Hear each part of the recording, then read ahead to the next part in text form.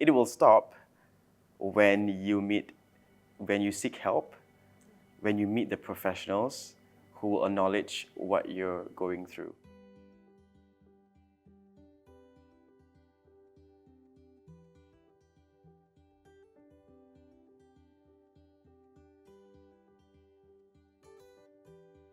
Question number 1. Rate your happiness from the scale of 1 to 10. That would be 7. Probably like a 5. I'm still in the road to recovery, so I guess probably a 4. Number 2.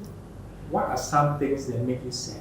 Being falsely accused for something that I did not do. They judge you for that matter, but they don't try to understand you further in that situation.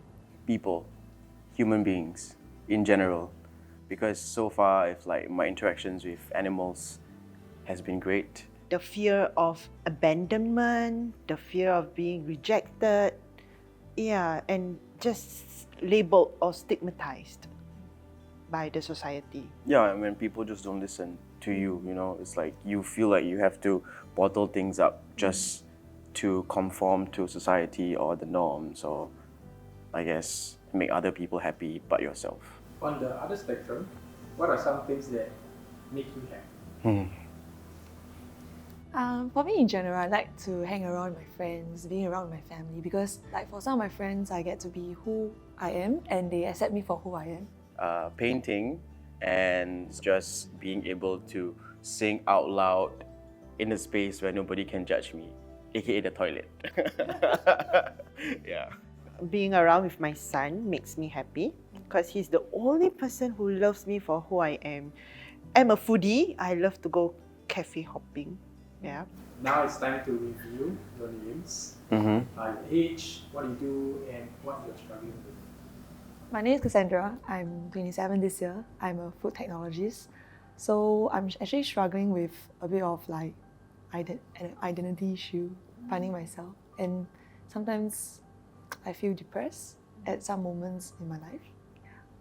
Hi, my name is Zane. I'm 30 this year. I am a talent with TheSmartLocal. I am struggling with depression as well as still undecided if it's schizo. Yeah, so technically right now I am like going through another reassessment because I was discharged 5 years ago. And during that point, it was with IMH. I did my treatment there. The official diagnosis was chronic depression and anxiety. Yeah. Hi, I'm Humaira. I'm 38 years old. I'm a single mother who recently went through divorce for about almost 2 years. Well, growing up, I had depression and anxiety because my life was quite tough even as a child. Recently, I was diagnosed with borderline personality disorder, and I also have adjustment disorder with depressive mood. It is because of the environment that you can't control around you because things happen.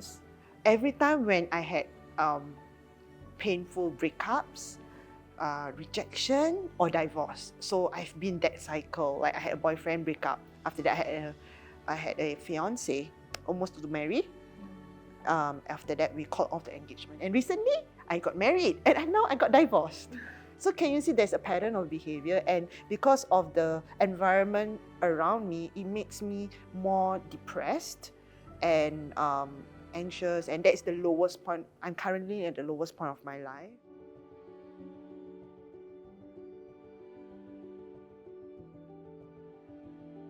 I was actually going through relationship problems with my ex. Same as you, I almost got married to him. Over that few years together with him, I realized that he wasn't the right person for me. But of course, both me and my partner, we didn't have the most healthier ways of dealing with that conflict. We can get a bit violent. The moment I felt like I wasn't fighting anymore was when he made the move on me, like he pushed me, and then I just decided not to like argue back or like do anything because no point. That's when I know I decided I'm not fighting anymore.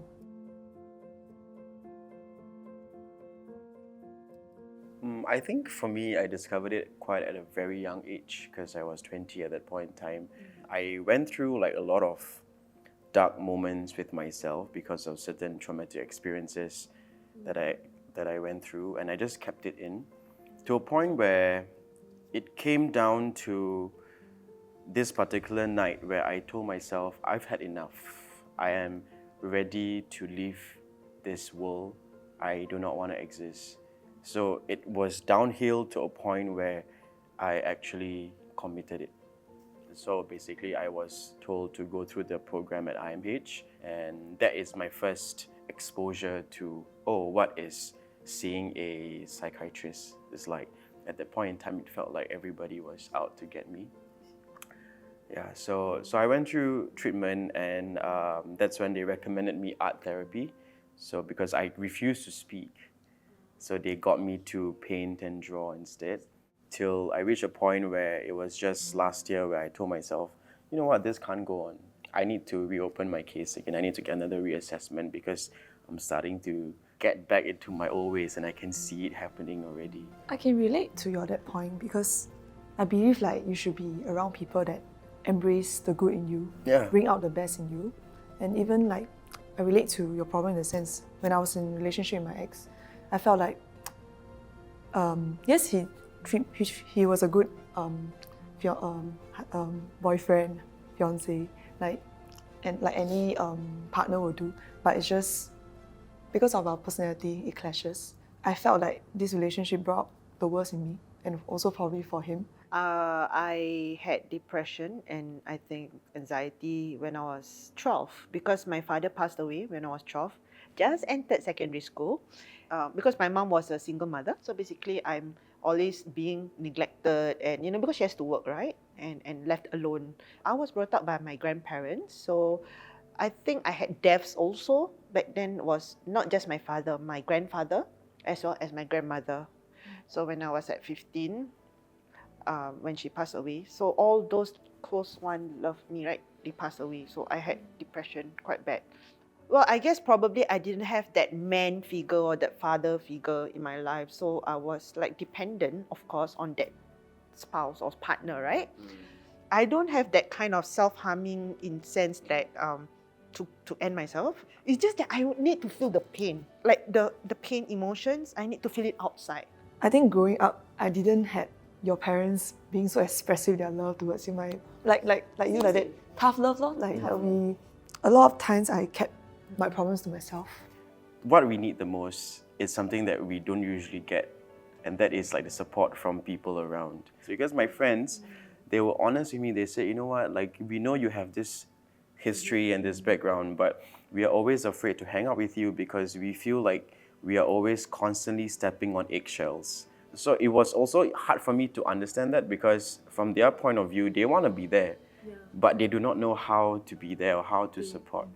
It's been hard because it's like when you needed that kind of support at your really lowest, I'm by myself. So that's why I'm trying to be my own friend. Like I said just now, I just surround myself with friends that cherish me for who I am. They know about my flaws and help me build my thoughts to become better mentally. You acknowledge that you need help. We seek help from professionals. Don't be shy. Like even when I join this casting, right, I meet new people. So I think it's a form of therapy just to talk to people. What I did for myself is to be honest with my friends and also the people that I'm close with. I told them, okay, let's say if there are any occasion where we get into any arguments, it becomes heated and I start to go into this mode, just go to my bag, take a piece of paper and a pen because I always bring it with me, then I will just scribble. So to me, that is how I cope. Sometimes in really terrible situations, I really cannot tahan anymore, I cannot take it anymore, I'll just like scribble. So it's as though like my emotions go through the inks, then I will calm down. Then that's how I prevent myself from getting like panic attacks. For me, I cry a lot. Crying also helps. Yes, crying is like part of it. Okay, I'm someone that really loves hugs, so it's like, Oh, I'm fortunate that I have friends that are there for me. So it's like, they allow me to have my own space to share my problems, and then I will cry a lot in front of them. Them reassuring you, and then them telling you you're doing okay, and just a hug from them, it helps a lot.